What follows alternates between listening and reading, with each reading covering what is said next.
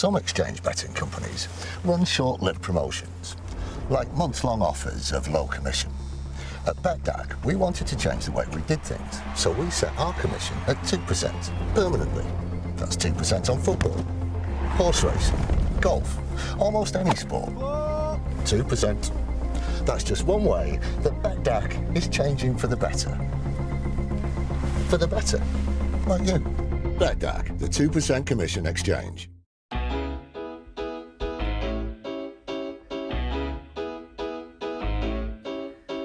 Hello everyone and welcome to the ROKER Report podcast in association with BetDAC, who is the proud front of shirt sponsor for Sunderland AFC. And speaking of Sunderland AFC, we are joined today by Chairman, major shareholder Stuart Donald, who's back for its sixth time, I think. Is it? Sixth, yeah, 5. And we still haven't had him at gangbang. Yes. That was you.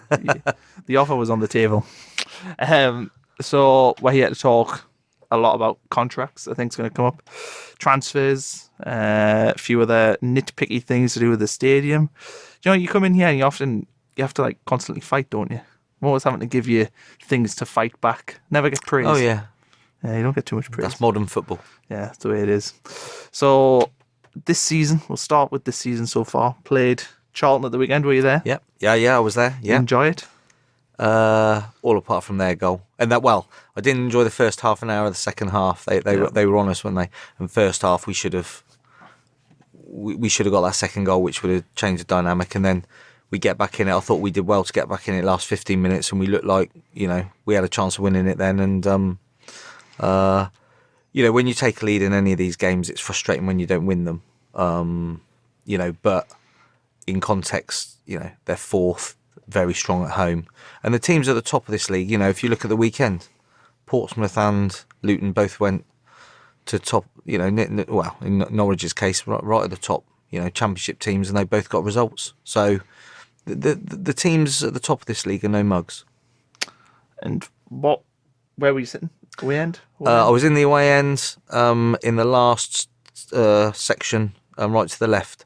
I asked when I get the tickets for away games to be, you know, not too central and you know, right in it, because you know, you don't want to go in and you know, be too easily seen. But I have to say I would have preferred to have been in the middle. I don't quite like being stuck right on the end. And in the bigger followings, I've managed to get sort of in the middle. I was at Blackpool, more central, and that was more enjoyable. I don't like being stuck right on the end. Now, how did you find Blackpool with 8,000 Sunderland fans? It was quite, for me, it was quite weird because we almost had like 3 away ends because everything was like separate. So the noise wasn't like normal. No, it's difficult in these grounds because you get a massive following, but you end up being split. And you just think, well, I'll just put this in one big stand and let's really make some noise. So it's, you know, and then what happens is, you know, behind the goal sings, and then by the time you've caught up on the side, the end has stopped, and it doesn't quite give you the noise that you expect, unless, of course, you win, you score, there's a challenge. And I had a look, I don't know if you saw, but when we scored the goal, and more notably when we made the substitutions, you know, the 3,000 fans of Blackpool, there was an awful lot of people stood up clapping our players. So I think we had quite a few in their end as well. Are you surprised with how well supported we've been this season? Because as yes. somebody who isn't from here, you know, you might have known Sunderland, but would you have known, you know, that you could take 8,000 in it? How many it could have been? It could have been 10, 12,000 if we were given the tickets. Is it surprising?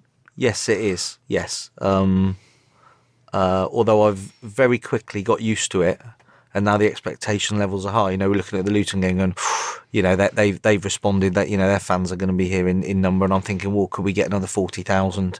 You know, because yeah, I think against Oxford we had 31,000 home fans, and you know, you'd expect a few more than that in what's, you know, a pretty big game. So you soon get used to it, but you can't take it for granted because it's absolutely it's unbelievable.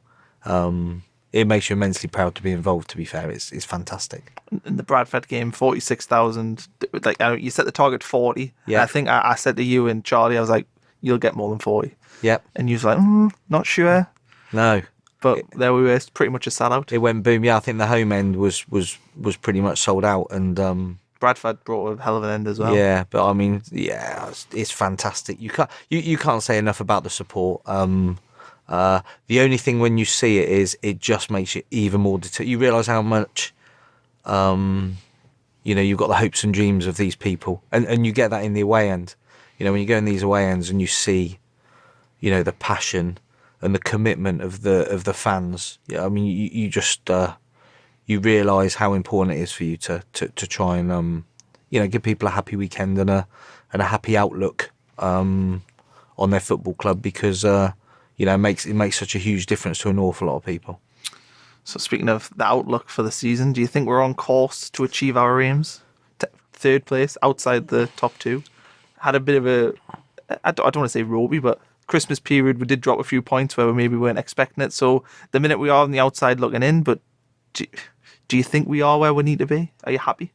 Yeah, I'm happy. I think, we've started, as I've said before, a bit stronger than I thought. The issue we've got from doing that is the expectation level rises. You want that expectation level, so you've got to deal with it. And I think we've got ourselves in a fantastic position. And I'm sure we'll come on to the January transfer window, but we've got ourselves in a fantastic position that, if we have the right January, we've got every chance of achieving an instant return to the Championship. And I think from those first few days of coming in and having a look at it on a bit of paper, and then having had a look at it with some of the issues within the playing squad at the time, Jack deserves an awful lot of credit, because whilst we've done the work to get the players out, the ones that he's left with, he's galvanised, he's added the right type of characters in the right areas, and I think we've definitely stopped the rot, and it looks like we're moving in the right direction. But now we've got ourselves where we are. We got to see the thing through now. What happens if we don't go up this year? Then I think probably realistically, as owners, we lose our lifeline, because we've got to get up the following year, there's just more pressure next year. Somebody asked me about this at the weekend. There is no doubt that Sunderland at some point will find its way back to the Premier League, and I would love that to be with Jack and myself and Charlie and Juan, and we're absolutely committed to trying to make that happen. As this season gets more business-like, if you like, towards the results, you feel that pressure, and we gotta rise to that and make sure that the first part of the journey is completed this season. We want to be the people to get the football club sustainable, to get it feeling part of the community, and to get it successful. And from this stage, not going up would not be successful. And I think all our own fields we've been pretty successful in what we've done, and that will feel like a failure. But all we'll be able to do, our only option is to go again, isn't it? We'll have the finance to go again. It won't be as financially, I don't know what the phrase is really. It will be financially more beneficial to get promoted, because obviously we'll get a 10 million contribution, and it means we've got an extremely high wage bill for this league, unbelievably high. But in the league above, it's the norm. So with the extra revenue we'll then get, we can really have a go. How much of an impact has the crowds over Christmas? We had 34,000, I think, for Shrewsbury, 46 against Bradford. Minor calculations in my head say that should be worth $500,000. Well, we budget for 31,000, and we moved that up slightly about 6 weeks ago. So to be fair, we were budgeting for about 29,000. So is it when you first come in 29,000? 29,000 average. That's what we expected. That's what our figures are based on. And we have budgets obviously in all areas, and some are behind and some are ahead. So it's the average really that we're looking at, and the average looks like, touch wood, it's going to be above. So if you said we were averaging 31,000 for the rest, then obviously we got 15,000. Probably realistically £20. Take the VAT off. It's worth £250,000 extra to us. And the crowds at this level make a huge difference. They still make a difference in the Championship. If we can get sort of a regular 35,000, 40,000, it would make a huge difference to, what we can do. So the fans are without doubt have played their part in making sure that we get as good a financial result as possible so that we can back the team. And the good news is that we've got all the other stuff functioning as it should. So actually, when the fans turn up and make this difference, we can just plough it straight in the team. So that's and that's what every fan wants. They don't want us to waste £1 million of their hard-earned money between them when they contribute 8 million. They want that 8 million being spent well. They don't want 6 of it being spent well and 2 of it wasted on a winding down contract or whatever. They want to know that they're making a difference, and they are. To what degree have the lawsuits that you've talked about on this podcast, obviously we can't talk about them too much, but to what degree have they impacted the long-term plan to make the club sustainable? Have we got resolutions to some of them, or we're still ongoing? No, we're in pretty good shape. We won all the ones that we've created, so they've not cost us anything. There's the only one that at this stage is bad news is Alvarez, as we know, and I think he's appealed the settlement to ask for more. So that would be some extra money if we lose that. So that's bad news. But Ellis is contributing half on that, so it's only half as bad as it could be from an ongoing perspective. And that was one that we didn't budget to lose because of the advice we were given. So that's bad news. But that has been offset by overperformance in getting the general state of the football club in a much healthier position. So we are, touch wood, we are in very good financial shape, from where we were. So we're financially stable, you would Absolutely. say? Yeah. We're a bit more than that, to be fair. So now, if nobody put money into Sunderland football, if you didn't ever write a cheque again and the club stayed where it was, it would be okay? If the club was in League One, after the parachute payments next year stop, at this stage, they would lose money, or we would lose money, based on the size of our if you like, our playing budget. But the reality of it is we wouldn't be able to sustain this playing budget within the rules of League One football because it's probably roughly £10 million higher than anybody else's in this league. So we could become self-sustainable at this level, but we'd have to reduce our wage bill. But we still have the biggest wage bill in the league, so that would be a bit more work for us next year to do that. But the way the contracts are shaped and the new contracts that we've done, I think in both this league and the league above, we can break even. The question is, how do we get that extra income to really compete in the Championship? Because in this league, if you take the view that spend gets you promotion, and it doesn't always, but generally the teams that spend most over the average of 10 years tend to find themselves nearer the top of the league. In this league, that's us. The question for us in the Championship is, how do we go from that wage budget that we would have to compete with the teams that get £40 million coming down from the Premier League? Now, I don't think we can add £40 million a year to compete with them, so we've got to spend our money better.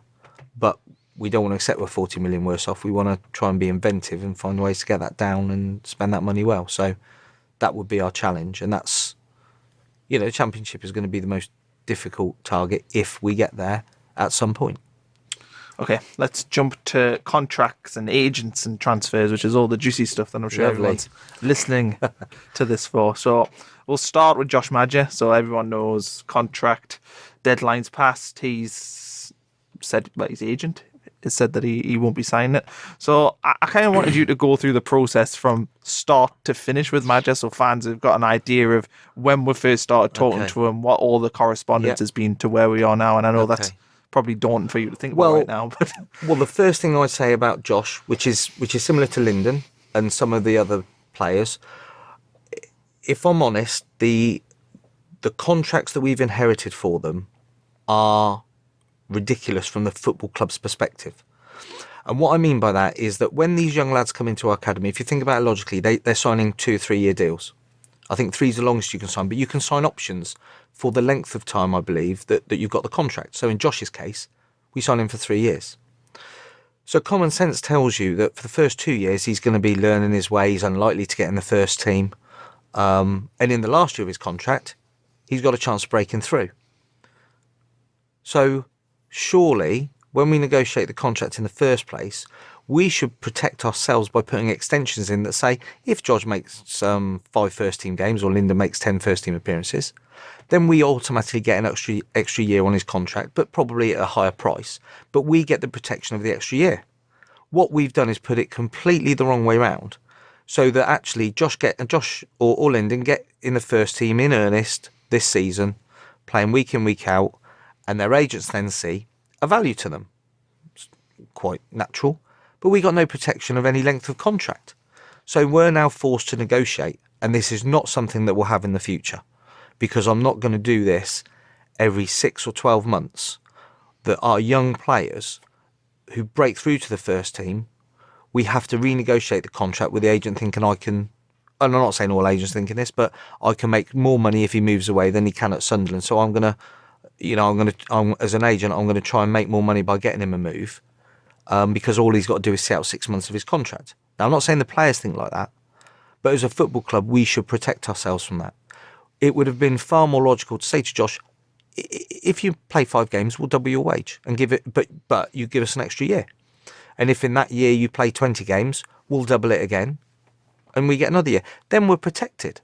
So it's very frustrating to pick this up as we have, because the football club have basically looked after these players for X amount of time, and then probably through no fault of the players, but the club haven't been smart enough to say, well, we're not going to get any value out of this for a couple of years, but if we do get some value out of it at the end, we'll let the agent and the player have it all, and the football club for the development gets nothing.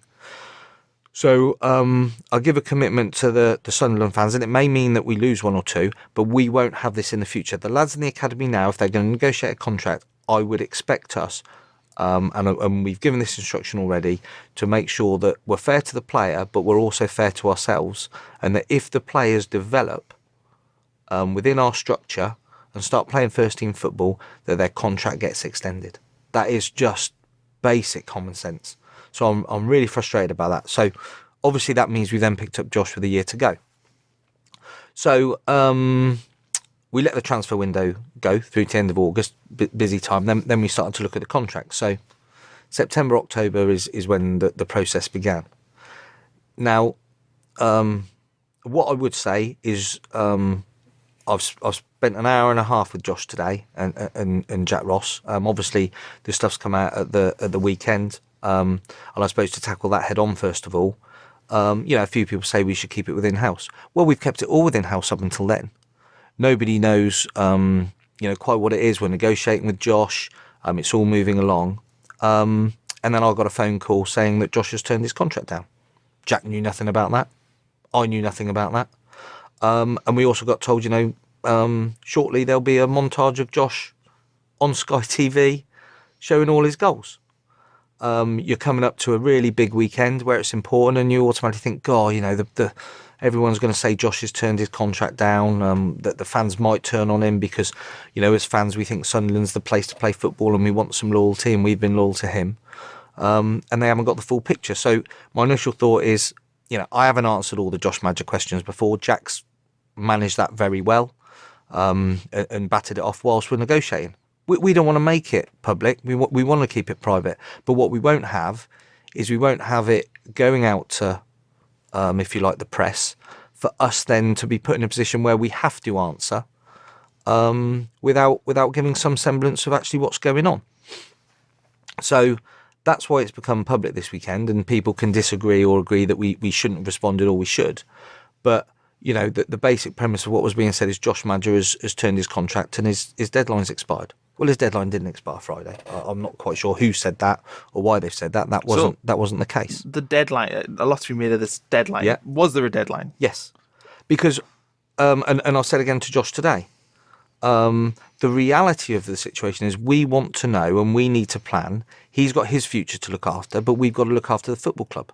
So if he doesn't want to commit to the football club, tell us, so that we can plan. And if you do, let's get the thing sorted.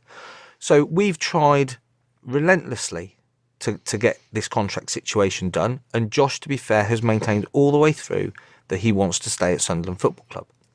But Richard went to meet the agent, who turned up 2.5 hours late. I then went to meet the agent. He didn't turn up at all after specifically going to where he wanted to go in the country. He didn't turn up and talk to me. And I said to Josh today, the most frustrating thing in all of this is that we have been treated by his agent with no respect, in our opinion.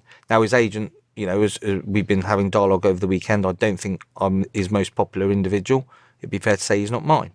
But one thing I'm not is I'm not a liar. And he has told me that he didn't contact the media. And I've got in black and white that he did from that media outlet. Now, one of them has stoked up a story. And I said to Josh today, the media team that picked up on that story must have more insight than he has when he goes for a Chris Maguire cross, because they've managed to pick on it the moment that actually Josh isn't going to sign. So someone's told them, and the football club hasn't told them. But, Josh is one player, and we don't want that derailing us at the most important time of the season, so we need a resolution. So I said I would come and see him today. He's a lovely lad, very easy to talk to. He wants to sign for Sunderland, but he also values the advice of his agent. So he wants to talk it through with his agent. And I said, well, your agent initially, if you're saying, are you being valued properly? I said, initially, your agent said you wanted an offer of X. I said, you got that offer.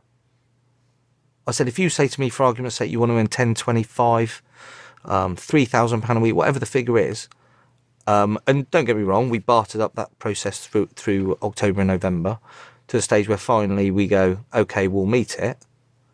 We're not going to offer you double what your agent's asked for, are we? We've offered it to you.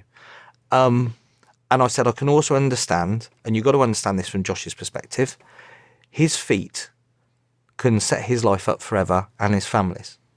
And he has to take that into account because of the length of a career of a footballer and what he has the opportunity to do. And I said, I perfectly understand that. And if you think you can get moved to the Premier League and that's really what you want to do, I said, I don't think the club will stand in your way. What we'll do is we'll get a replacement, but you've got to tell us what's going on.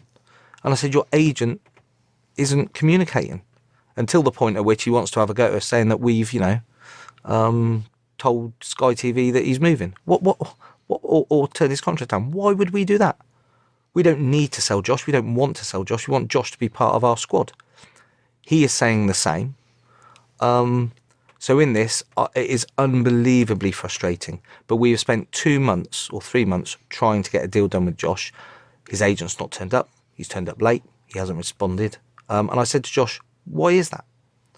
Why is your agent not done that? And when I queried 4 points with him over the weekend that needed a 3-line answer, he dealt with the 1 point that had nothing to do with whether Josh wanted to sign. And he said very simply, it was all just too much to answer. And I said, what, writing one line saying Josh wants to sign or he doesn't, or he will sign if you do this, or he won't sign if you don't do that. That's too much for you to convey to me. So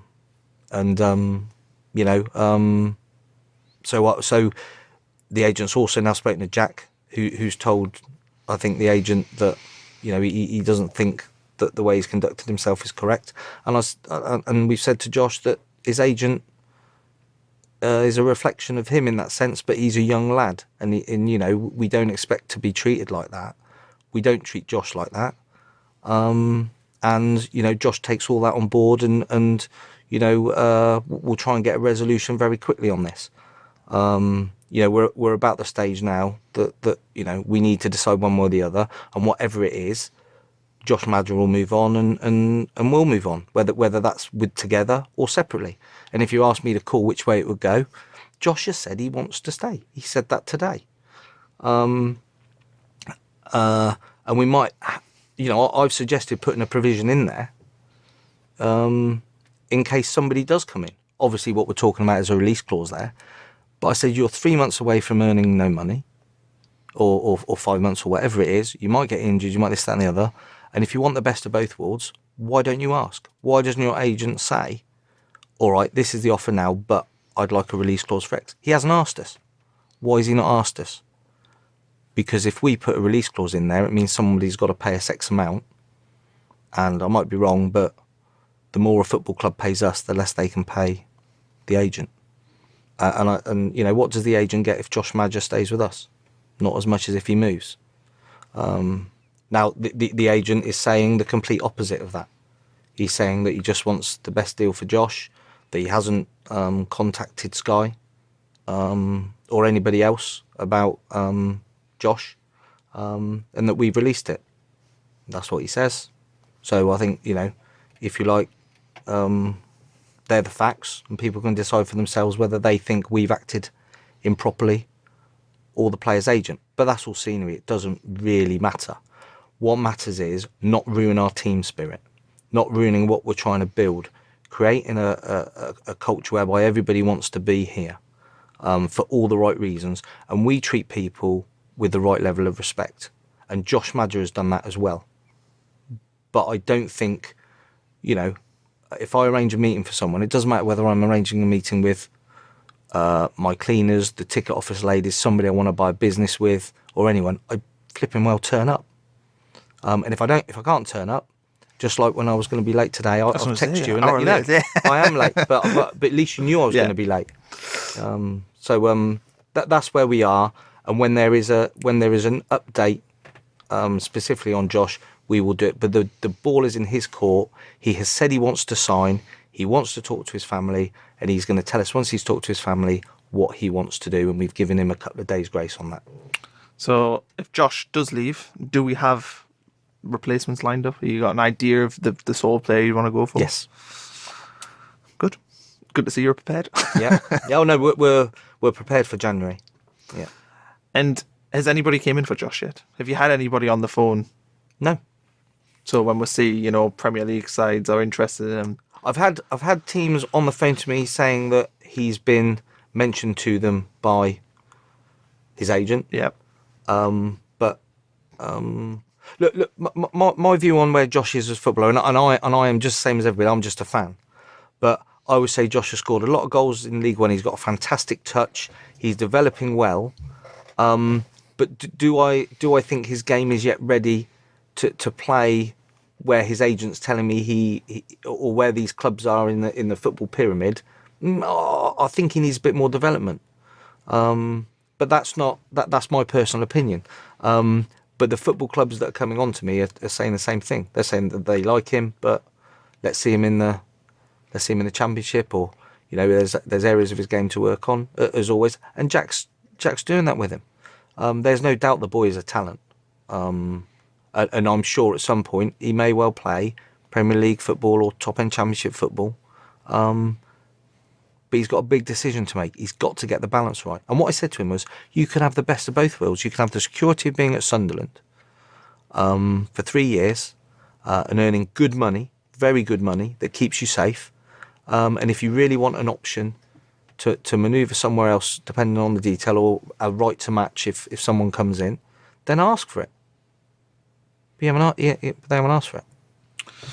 Where are we with our negotiations with Elliot Embleton? He's just went to he's gone back to Grimsby. To Grimsby. So you got Elliot, Denver, Max, all with offers.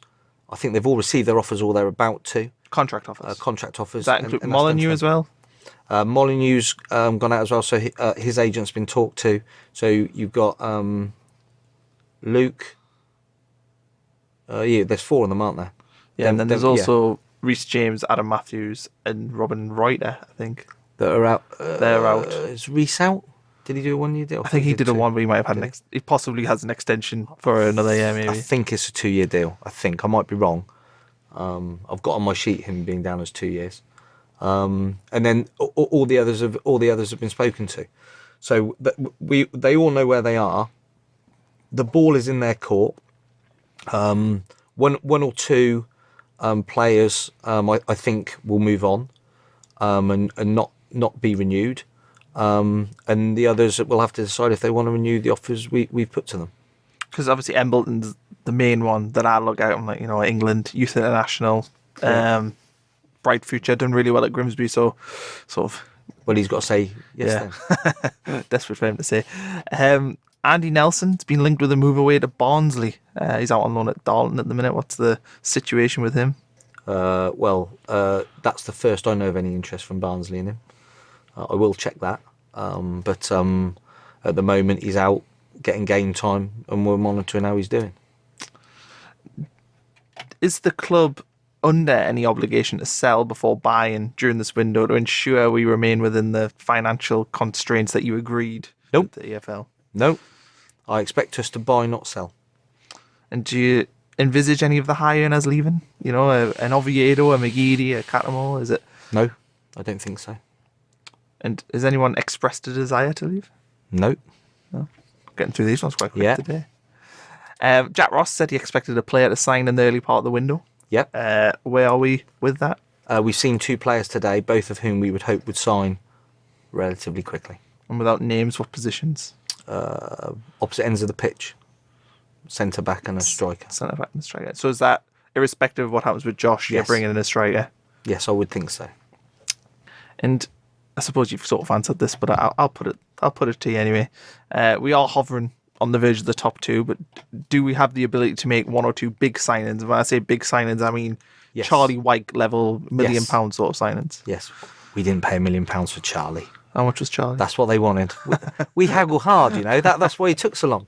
Saved a lot of money doing that. A lot less than £1 million. A lot less than £1 million. Still too much. We always pay too much. We could get him for £1, it'd be too much.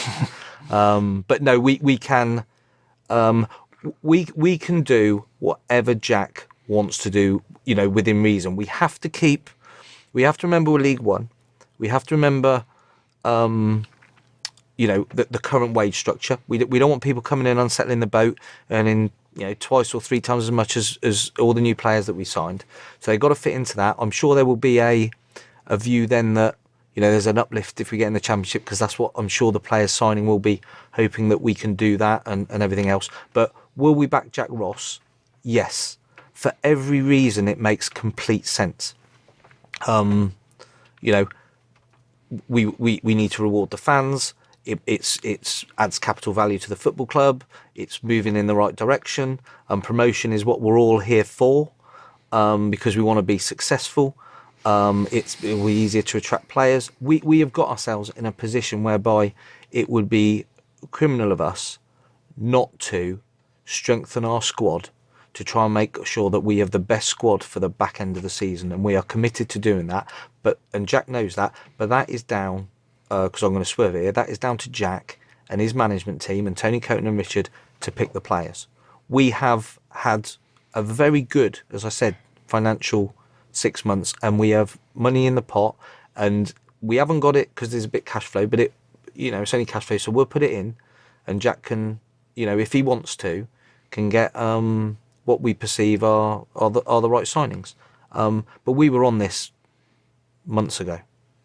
Did Ian Dong and Papi Dillaboji moved? Did we get a fee? I can't discuss the legal agreements with them because that was part of them agreeing to the agreements. But so is that you can't discuss whether or not you get money from the club? I can't.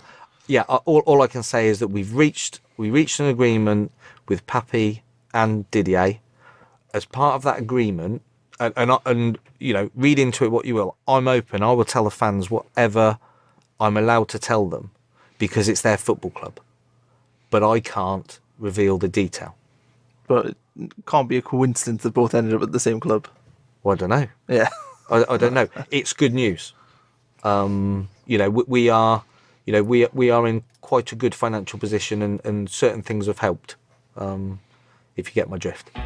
Some exchange betting companies run short-lived promotions, like months-long offers of low commission.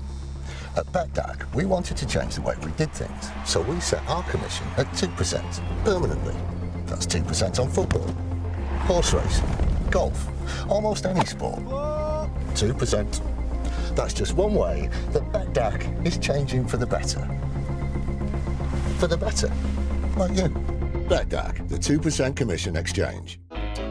And finally, we've talked quite a bit about agents. But do you think that the EFL and the FA and people like yourself should come together and come up with a better way of, managing players? Is agents really the way that we need to be going at the minute? Because the trouble that you've had, and we'll talk about Ndong and Dillaboji, that was as much agents as anything else.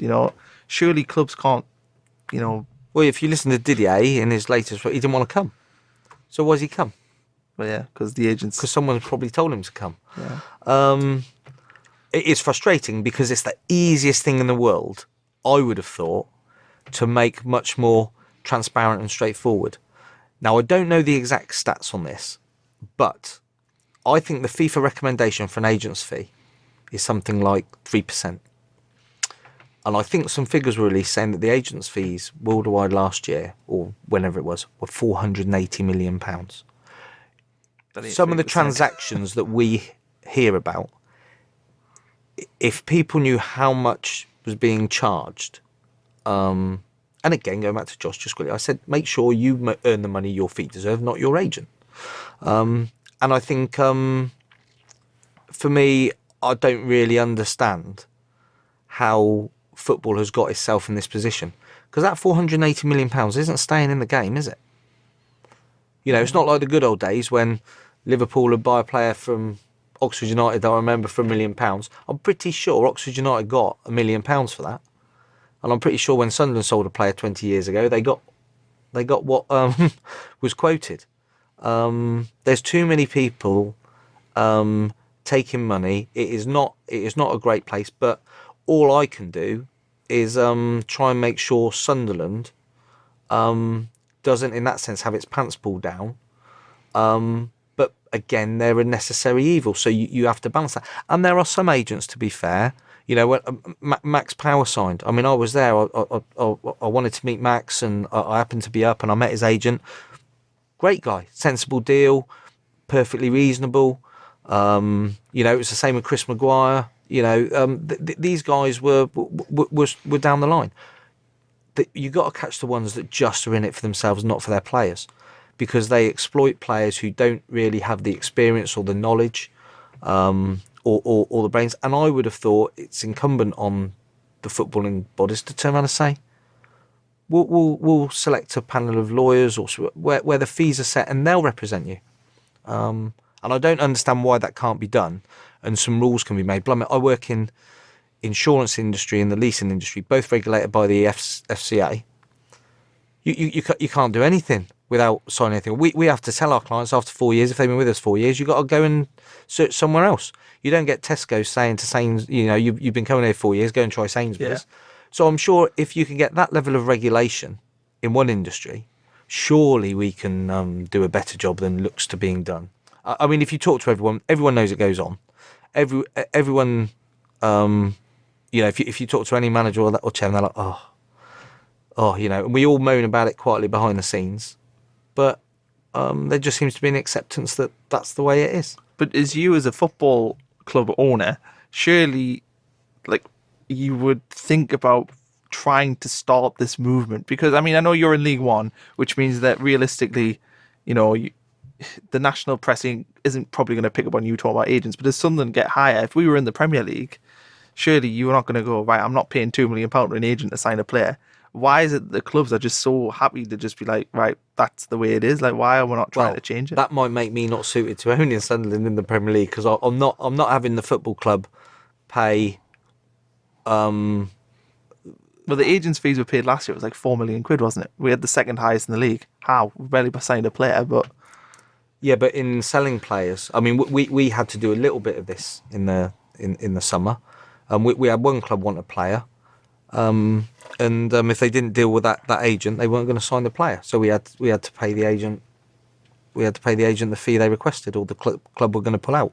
So we had no choice when we were selling a player but to pay an agent's fee for an outgoing player, and that is not uncommon. So should I start the movement? For the good of football.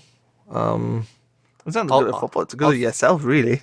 Well, I'm pretty busy, Connor, and I think it's quite a big battle. I mean, to me, it's down to the governing bodies, to have their ear to the ground, know what's going on, and then just logically say. I mean, everyone will see how much has been paid on agents' fees by, the FIFA's report of whatever it is, 400 odd million. You can work out how much that relates to in transfer fees. It's a hell of a lot more than 3%. Hell of a lot more. And you hear about, some transfers where the agent's fees are half of the transfer fee. So you're talking 50%. Well, you have to fill a form in when you sign a player saying whether there's an agent and what the fee is. And then I believe that the paying club pays the league and they pay the agent, or, in that sense, how it works. So everyone knows. So that's, I don't think I can change that. I think if there's a groundswell, if I sit with a load of chairmen at the end of season and an agent comes up and there's 10, 12 of us that will sit down and go, right, we've had enough. I'll join them. Absolutely. Because that's what I thought would happen. You go to these dinners or whatever, you meet other owners, you go to the director's box with the team, and you must talk about these kind of things. Well, we just moan about it. Yeah. But we're stupid, aren't we? Because we still pay it. Yeah. Although Sunderland, I always find the agent talk very interesting. I find it like a fascinating industry that people just accept that these people who don't play football are taking a massive chunk of finance from the game. I don't understand it. I'm in it for the fans and for the enjoyment of the Saturday afternoon, not for dealing with agents. Yeah. Right, Netflix. So we've done all the transfer stuff, I think, unless you've got anything else to add. No, I'd just say I expect it to be a busy January. And I've picked up on everyone saying, are we going to strengthen? Last January we didn't do it. We will do what Jack asks us to do. And Jack wants to strengthen his team in certain areas, and 100% we're a bit like the summer. With me saying to Jack, what we doing? Don't worry, Stuart. I know what I'm doing. Okay. But we will back Jack in this window because we really want to get promotion as much as everybody else. And having got ourselves in this position, we know we might have to spend some money. Okay, Netflix. So you've watched it all, I presume, the first... I have, yeah. Did you enjoy times. it? Yes. Yeah. What was your favourite bit? Your bit? No, that is not my favourite bit. You look younger then. Hey? Different bloke. Oh, I don't know. It's a bit surreal looking at yourself. You just think, what a dipstick. I should have said this or I should have done that. I don't like that. I like... is it Peter? The taxi driver. Fantastic. My favourite bits are with him in it. It's the Daily Mail bit. The bit with the Tories that had me going. Oh, did it? Well, I think all of it with him in it. I think I've seen him a couple of times. I only met him on the Boxing Day really properly. I walked past him once when he was doing some filming for a game. I went, "Oh, you're famous," because I'd seen the clip. And I think the fans in it is my favourite bit. Just the fan clips. It was interesting for me to look at Martin and Chris and Simon, all after the event. And then I listened to Simon talk about that on the TV the other day, and it's interesting to hear that 45 million in, 1 million out, etc. So it gave me a bit more knowledge of what had actually gone on, because I obviously saw the end product of what had happened through the season, then I had to deal with it. But it was interesting to get the take on how it got there and how involved Martin seemed to be, and how involved Chris was, or Ellis, or not, as the case may be. That was interesting. But the best bit is he's my favourite. I think he's fantastic.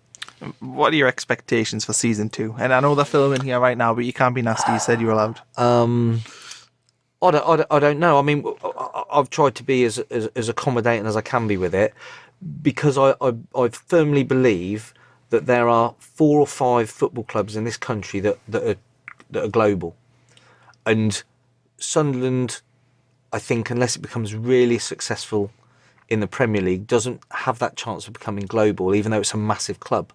But Netflix might open the door to a wider market, and I think, and I genuinely think, there are some really nice, humble, passionate employees and people within the club who are genuinely the right sort of people that you'd want in your football club, coupled with the passion of the fans. And I think if we can show ourselves off in the best light, that will be amazing for the football club. So I think that's why we're doing it.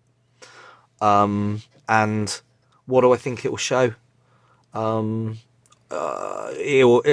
don't know. I mean, it will show it as it is. And all I can say is it's a fantastic place to be and a complete and utter honour to be involved in the club. And I think that will come across.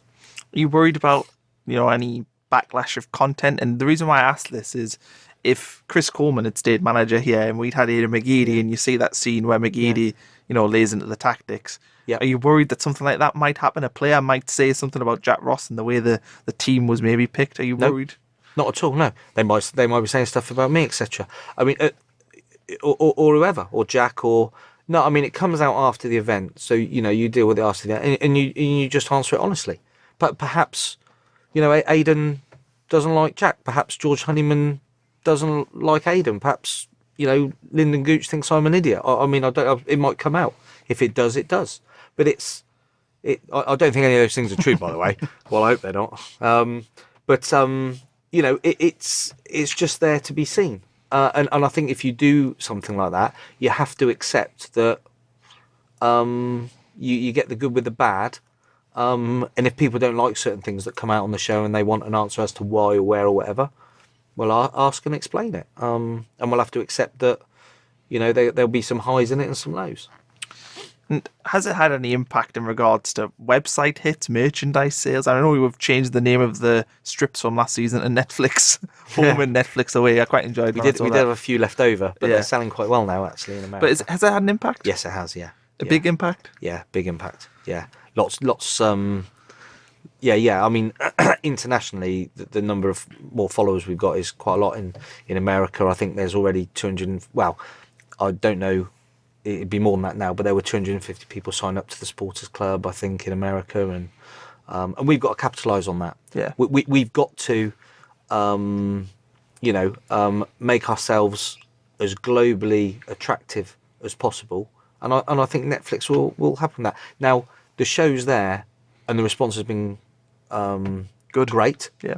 To be fair, and we've got more followers, more Twitter followers, more international followers, more people joining supporters clubs. We have got to maximise that. And we've got a different identity, I think, to lots of other football clubs. And we do bang on about this. We are a passionate, blue-collar football club. Not stereotypically, but we are a working man's team, and we want the club to be the fans' club. And if we get that, and we get that message, I think that makes us different to lots of football clubs. And I want to follow a football club that is connected and is all pulling together. Yeah, we'll have ups and downs, and you'll get people with half glass empty, won't you? And a few moaners. That's in the size of football club of Sunderland, there's going to be a few of those. But if we can show ourselves to be what a football club was 30 years ago. All together, etc. And the modern day things, lots of the benefits of the modern day game, but there are some bad ones. And I think one of those is that some of the bigger clubs feel a bit more corporate than fan based.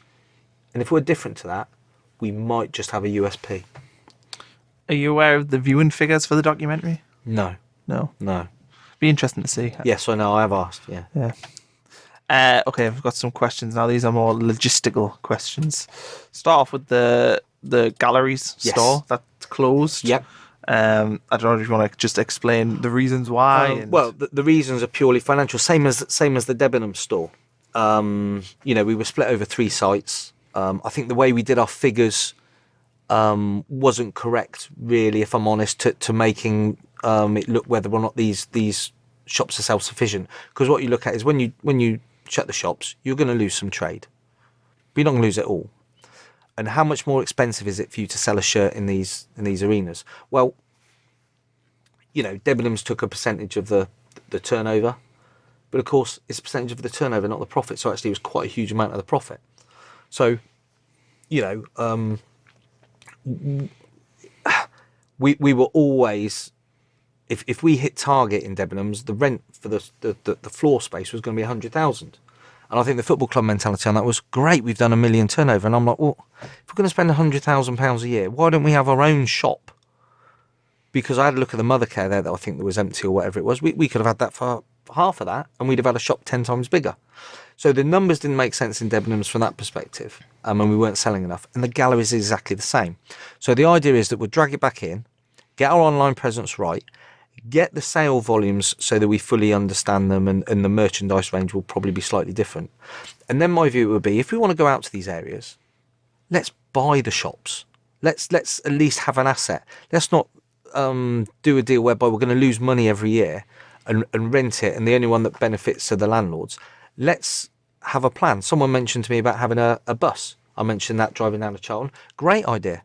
We'll have a bus. We can take around the areas. We could then position it on match days in different areas of the stadium, see where the merchandise sells best. We could then take it to away games. So when we got 8,000 at Blackpool, we've got our own shop there. That's a good idea. But we should have a proper store. So I went to the galleries because I'd looked at the sales. I've been there 5 times. Just walking past, waiting there for half an hour with Neil, one of the directors. I've not seen one person in it. And the sales show that there's not one person in it, but we got such a large fixed cost. So what we said was, let's keep the staff. We'll have quite a lot of retail staff then for one operation.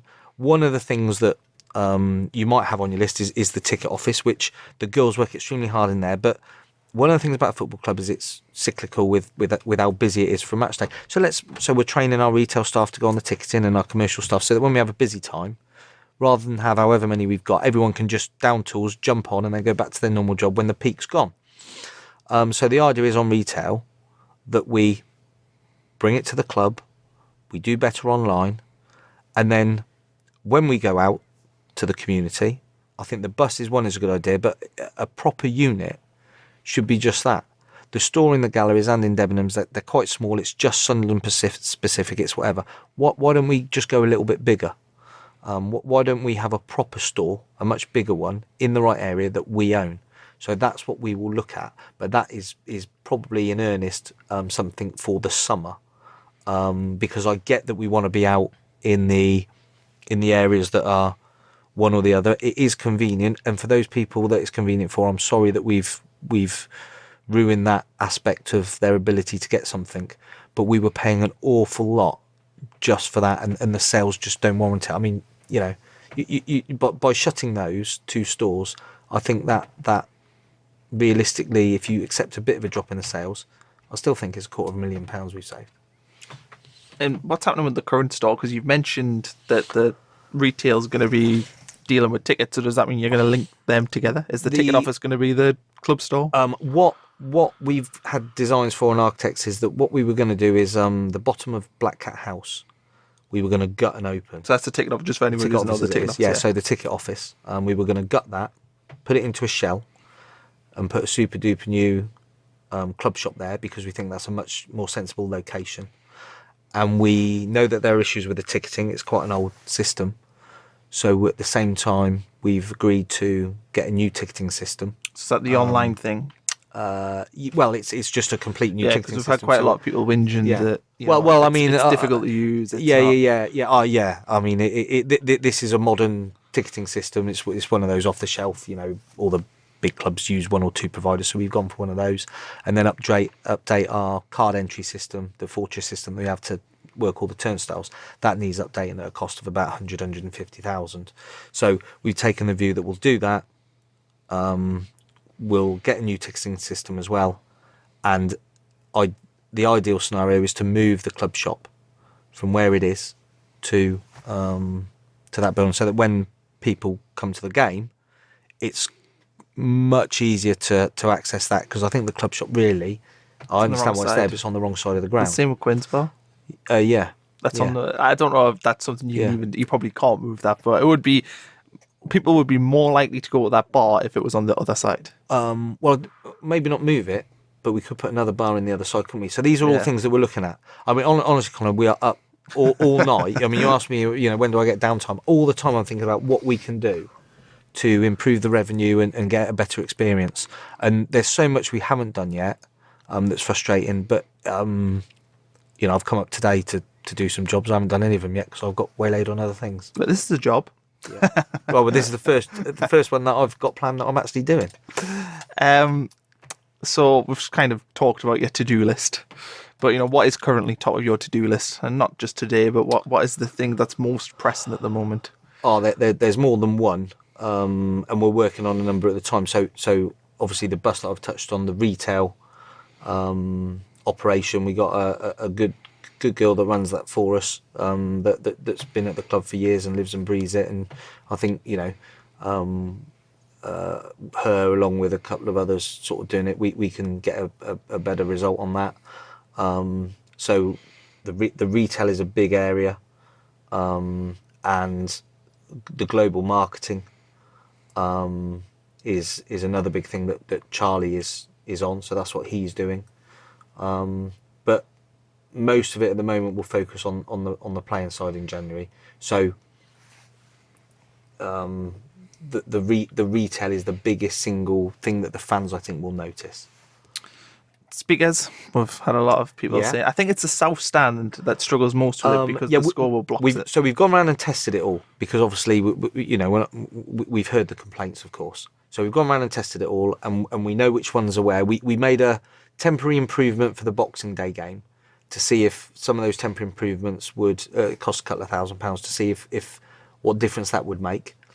So I haven't had the report back on that yet, but I think to get the speaker system fixed is about 120,000, something like that. So again, we're going to have to do that. Has that been updated since the ground opened? I don't know if it's been updated based on the pricing and the work that's got to be done. Probably not. No.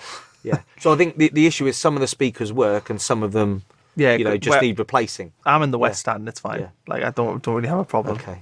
But I know there's people in the East. Yeah, I mean it's not it's not acceptable. So it needs. Yeah, because I would have thought for safety as well. Yeah. Well, if there's a fire drill or whatever, an announcement. Yeah. So we can't look like we're doing nothing for that reason alone. But having said that, the experience is as important, and we can't have that much longer. So we are on it. Okay, and we're going to talk a little bit about Newcastle here. Not the game tomorrow night, but they have set up a partnership with London North Eastern Rail. Don't know if you've seen that. So it's 25% off if you're going from, I presume it's Newcastle Central Station, to any away game that Newcastle are playing. Is there any chance that you would look into that kind of deal? Yeah, I didn't know about that. I'll ask them for 30 and see what we can do, as we're a slightly bigger club. I think there's lots of things like that that we can look into. We haven't looked into it. I don't know if we've looked into it, but I hadn't picked up on that. But I think there's a lot more, if you like, we can be doing with the fans. We've obviously got a relationship now, and the fans have got lots of ideas through the Red and White Army, etc. And obviously we've done a couple of those. But the thing with it is, when you get into it, there's so many that actually we need a really good structure to get a lot of these jobs knocked off, because it's the overall experience for everybody, and we're committed to improve all the areas so that people can have the match day experience that they want, and we're not as far ahead on that as what we should be. We've made some improvements, but there's a hell of a lot more to do. The top tier obviously opened against Bradford, but is it likely that we'll open that again this season? Yeah, I think so. Yeah. Do you think towards the end of the season, if we were in the playoffs, that sort of thing? Well, I hope so. Well, I hope we don't not in the playoffs. Well, yeah. I hope we're pushing a bit more than that. Yeah, I would think so. The way the fans have responded so far. I mean, Luton would have been close. Our sales were a little bit slower on Luton than I thought. If they were a bit further ahead, we could have been talking. It would have been open this week. How many you sold for Luton? Well, Luton have got 4,000. Oh. So they're I mean they had 2-8 and there was an argument about, but their fans, the worry was that their fans would travel anyway, so I think it was far better that they have the 4,000, so they got 4,000, so they're going to come and make hell of a noise, and I was hoping that we might get sort of 35,000-36,000, but we're not quite on that, but it might be there's been a lot going on and all of a sudden it sort of picks up. But if it had been a little bit quicker, we would have had to have opened it because the demand would have been there. So if the demand looks like it's there, then we'll open it. And I think there will be, because I think Luton probably is touch and go. Portsmouth probably, as you look at that game, would be a definite. And there might be one or two between now and then. So if the demand's there, we'll open it. How much logistically? How difficult is it to actually open it? Because obviously you'll have to staff up there and put stewards. Yeah. Is it a not a pain, but is it a decision that you've got to weigh up the cost with the? Because you must have to think, right, we need to sell X amount to make the top tier profitable. Yes, although it's not that expensive. It's not as expensive as I thought it was. Which is probably why they've just left it open. It's not as expensive for Boxing Day as what we initially thought it was going to be, because when we actually went into the detail of the costs and we tried to make sure it was efficient, actually it hasn't cost that much at all. And I don't think it costs as much as what initially we thought it did. So that might enable us to open it up a bit more often. And you just need really to advise the police and the safety people, a couple of weeks in advance. And that's where it's difficult to gauge for the ticket sales, because on Boxing Day it was looking nip and tuck, and then all of a sudden the sales went boom, as they might do for Luton. We just about had enough time to make the decision. But if it had gone boom Tuesday, 2 days later, a bit more difficult with the policing because it's Boxing Day, then it would have been no chance. We had to make a judgment call on that, and it was the right one. Is it time that we kick towards the new ROKER end in the second half? Yeah, if you're asking me, I personally, I would swap ends and I would swap dugouts, because I think our management team want to be by the linesman to get in his ear. That's just I think most home teams are like that. So 100% I would do that. Is that something you can do mid-season? I don't know. I was going to say, I don't know if the EFL needs it that you are a certain way. No, I don't think so. I don't think so. If it was me, I would change it.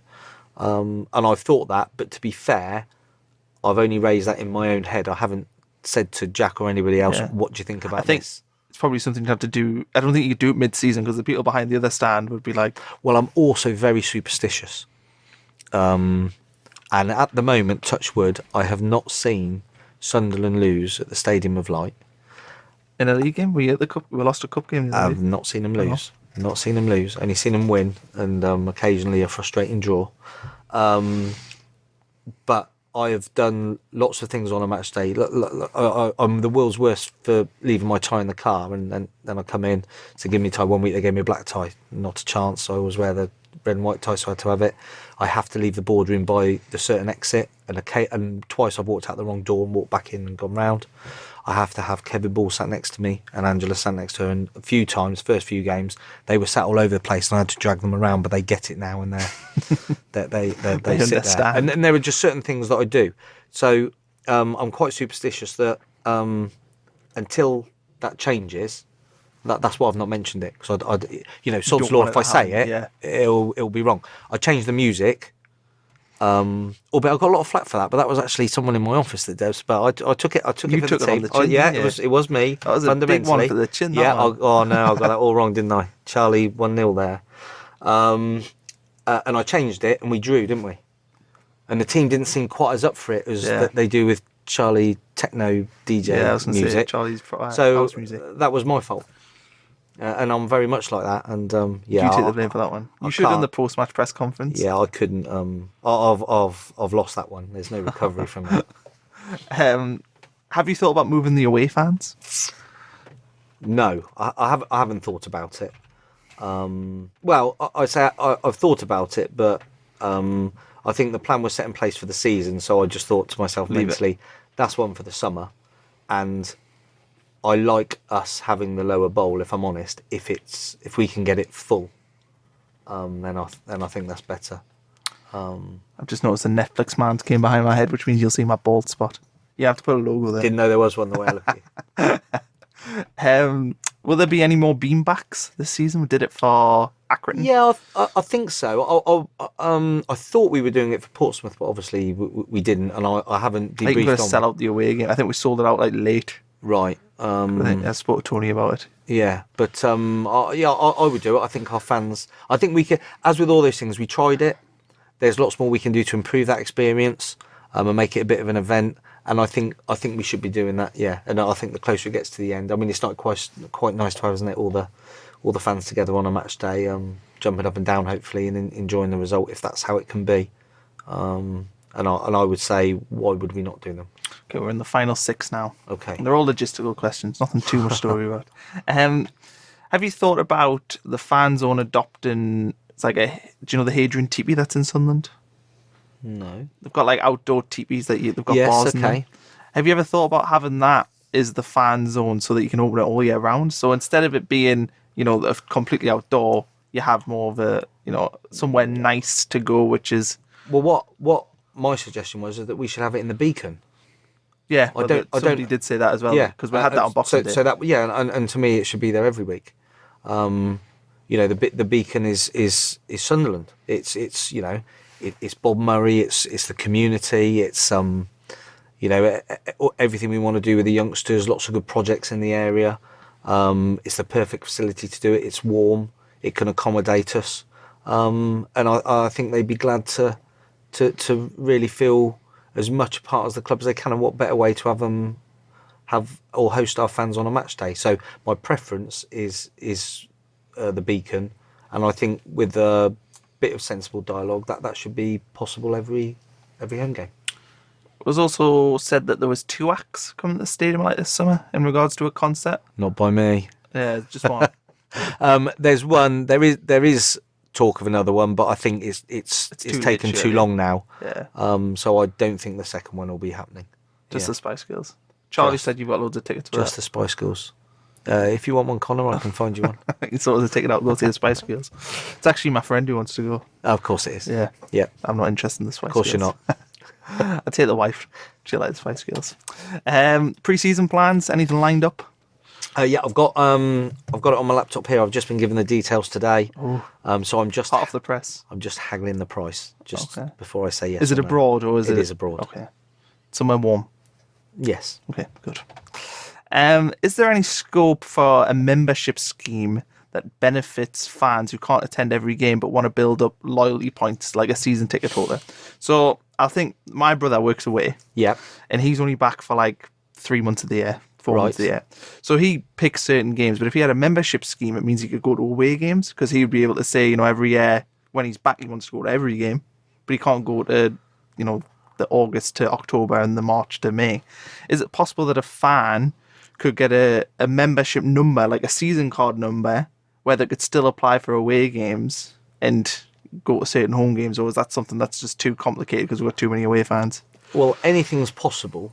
But at the moment, we've sold out every away game, haven't we? Yeah. So they wouldn't. It wouldn't. It'd be unlikely that they would get any benefit as we currently sit.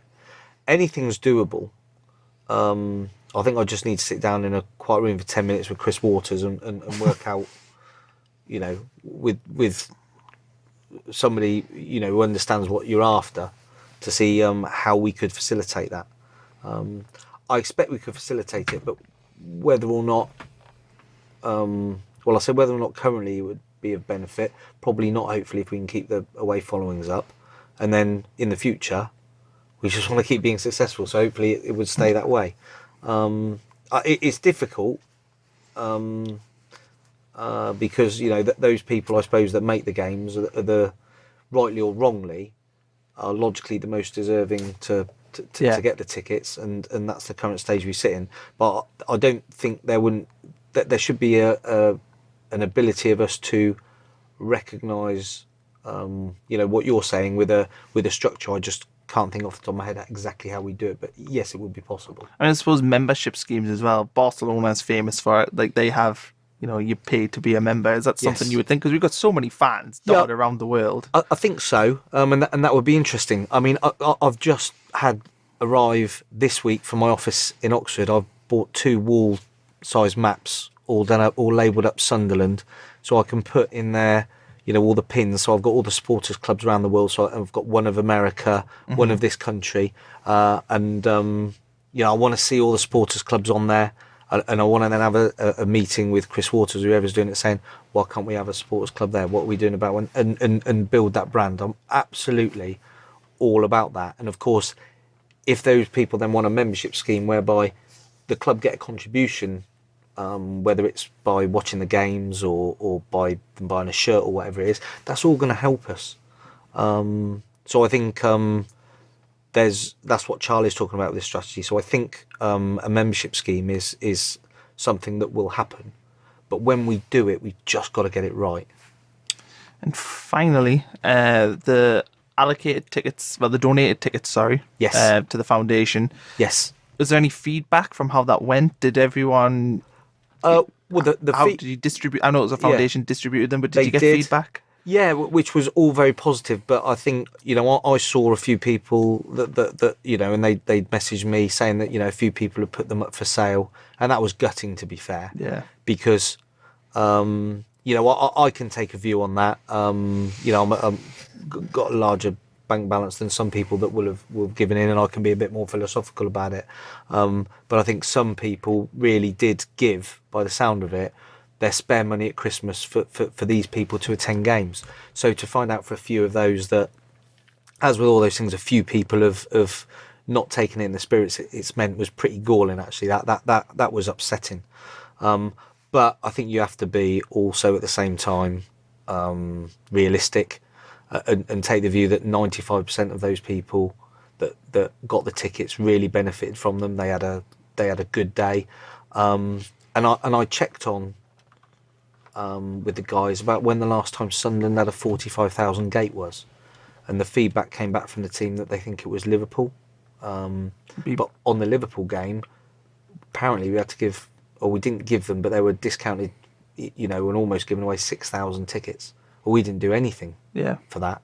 So that was a genuine 45,000, and that for the fans, that's a fantastic achievement for the fans to have done that, and such a lovely thing for them to have done, and they bought into it, and it was well over 1,000 people there. So if you were frustrated like I was as a fan that a few of those found their way into the wrong hands, then it's disappointing. But I think on balance, if you're going to give 1,500, 2,000 tickets away, you might find 30 or 40 that go in the wrong hands, but by and large they went where they should do, and the people were extremely grateful. So I think it was a great thing for the fans to do. Was that scheme probably the thing that made you most proud that you owned this club?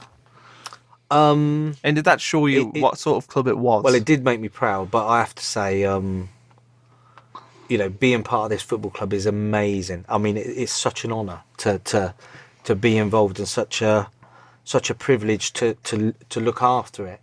And when you see the response of the fans and how many were getting to all these things, and it really has hit home to me, how passionate everyone is, and said it before, it's their hopes and their dreams. And I don't think I could be any prouder than what I am, because all the things that they've done, the seats, the tickets, the attendance, the positive attitude when we've gone behind goals, the whole thing it just makes me proud. It's just a privilege to be involved, and that was just another thing that I thought, they're just amazing. Tomorrow we've got Newcastle. Yes. Looking forward to it? Not looking forward to it? Well, I expect my Twitter will go mad with those Newcastle fans that are having a pop at me if we don't get the right result. No, I'm not that hung up on it as maybe I should be or whatever. I'm focused on, can we get to Wembley? I'm focused on can we get out the league? And it's not Newcastle's first team. It hasn't captured the imagination, I don't think, with our fans that it might do, because I think they see that as well. They see that it's it's Newcastle's under 23s. It's insulting almost. To me, I can it's get a Premier that. League fixture. In some ways, it's a no-win, because if we win, who cares? Who cares? And if we lose, it's embarrassing. But I don't care what Newcastle fans think. They don't care what I think.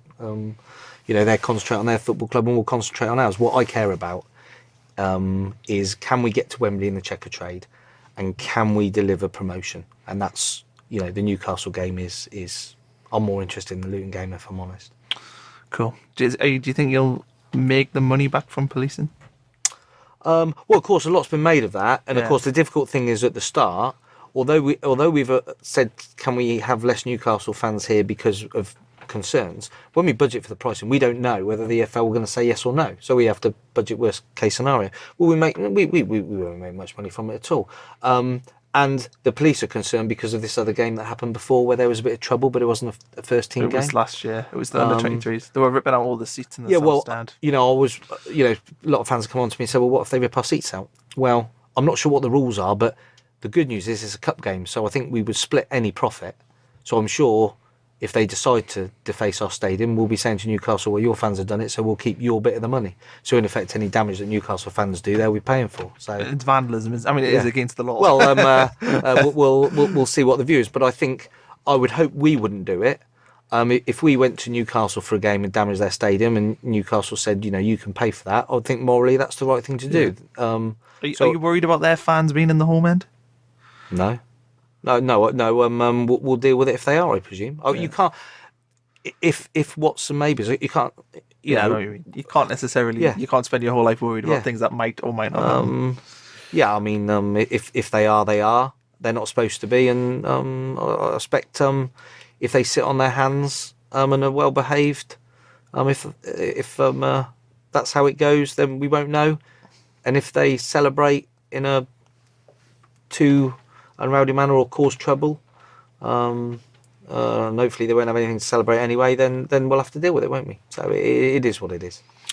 Okay, so we're pretty much done here. Luton game this weekend though, so yes, big, probably biggest game of the season, would you say? I think so, yeah. I think it's a big game. They're obviously, it's second against third. If we can win it, we go into second place, don't we, with the game in hand, and it feels a bit different. If you lose it, you're a bit further behind. But they're going to be there. I mean, the fans that I've touched on have been fantastic. But I've said to Jack and Charlie and myself, and we need to get the players and everything and the fans, we can't be complacent. The teams at the top of this league are decent.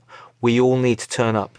Luton are going to turn up and make some noise. Charlton second half made some noise. Pompey were noisy. I'd encourage our fans to turn up, be as noisy as they can be, and if they can, I know it's not always easy, stay to the end, cheer us through, and get behind us like they do. And if it doesn't quite start right, just keep with us and we'll do our very best. But it's important now, as we come into the back months of the season, that we're not complacent, any of us, me, the fans, Jack, the players. If we're going to get out this league, we have all got to pull together, and we have all got to turn up. We need the fans to turn up, we need the players to turn up on the pitch, you need me to turn up in January and do my bit. And the fans have done it, and the players have done it so far, and so have I. So if we keep that up, then we'll have a great chance. And I think Luton is one where we all need to turn up. Yeah. Okay. Thanks, Stuart, for coming in no problem. Clarifying so many 4 pages worth of questions. And next time rambling on. Yeah, next time it'll be more, no doubt.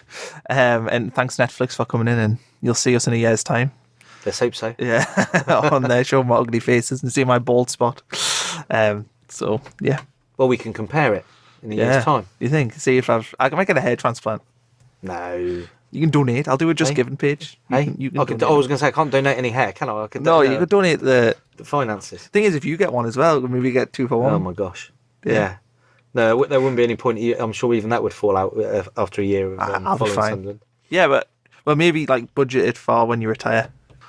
In all seriousness, the longer I'm here, the more determined I am to try and get this right. And once you've watched football here, you don't want to watch it anywhere else. This is the place for me. I've just got to make sure I can. You'll never leave. No, I don't think I'll ever stop being a fan. I've just got to make sure that I can put the club in a position where it can deliver everyone's hopes and dreams. And I'm not an Ellis Short that's going to spend 150 million on it.